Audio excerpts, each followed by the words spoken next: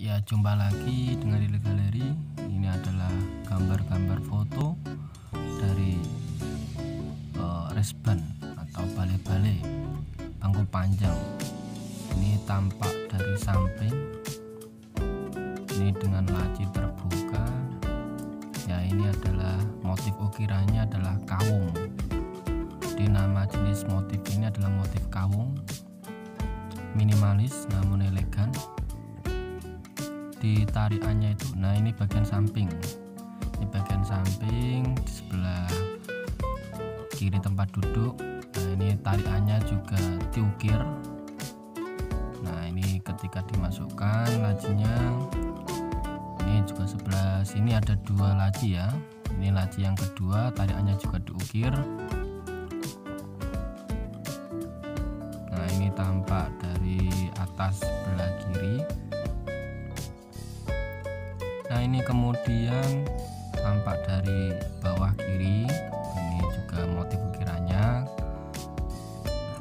kawung.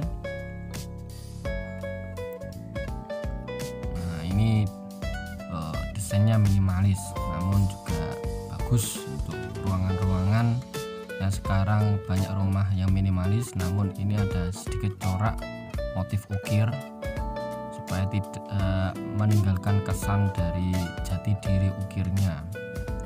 Ini terbuat dari bahan kayu jati, terlihat jelas serat-serat kayunya.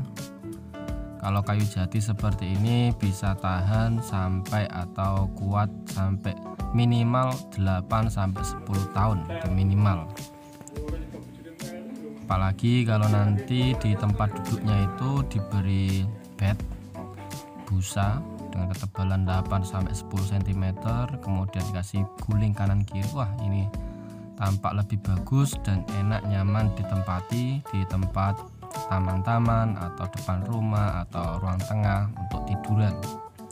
Debed, oke, nama bahasa Inggrisnya debed biasanya. Ini motif dari tengahnya ada sedikit motif seperti matahari, kemudian samping kanan kirinya ada seperti ulir. Nah ini sekian dari kami, terima kasih. Wassalamualaikum warahmatullahi wabarakatuh.